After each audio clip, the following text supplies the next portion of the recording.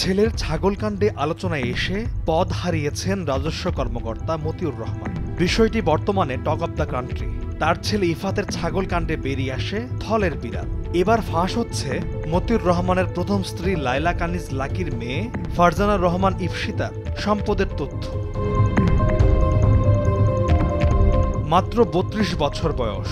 নিজেকে makeup artist হিসেবে পরিচয় দেন এই তরুণী। পড়াশোনা শেষে এই পেশায় যোগ দিয়ে কতই বা আয় করতে পারেন তিনি। কিন্তু বিস্ময়কর হলেও সত্যি যে এই অল্প বয়সেই বসুন্ধরা আবাসিক এলাকায় ৭ তলা বাড়ি সহ শত কোটি টাকার সম্পদের মালিক হয়েছেন তিনি। ৫টি কোম্পানিতে বিনিয়োগ করেছেন মোটা অঙ্কের টাকা। আয়কর ফাইলে তার প্রকাশিত সম্পত্তি আছে ৪২ কোটি টাকা।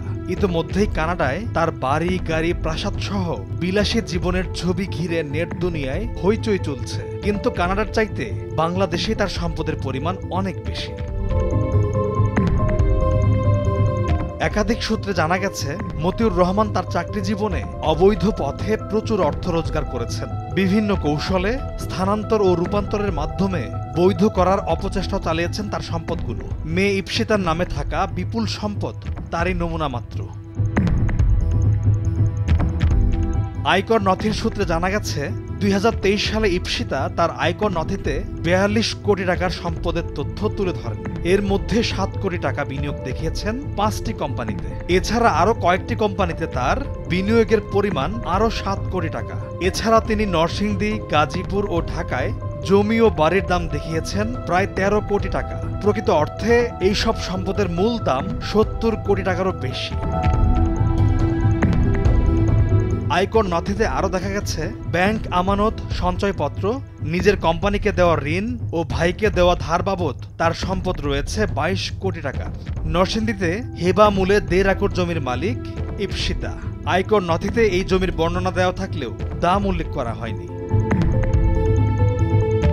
রাজধানীর বসুন্ধরা আবাসিক এলাকার বিলাসবহুল যে ৭ তলা বাড়িটি নিয়ে ইতোমধ্যেই মিডিয়ায় আলোচনার ঝড় বইছে, সেই বাড়িটিও মেয়ের নামে করেছেন মতিউর রহমান। ৫ কাঠা জায়গার ওপর ৭ তলা বাড়িটির দাম অন্তত ৫০ কোটি টাকা হলেও আয়কর নথিতে দাম দেখানো হয়েছে মাত্র ৫ কোটি টাকা।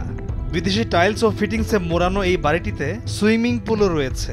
নীলক্ষেতে পার্কিং স্পেস সহ ১৫০০ স্কয়ার ফুটের একটি ফ্ল্যাটের দাম দেখানো হয়েছে মাত্র ৬০ লাখ টাকা।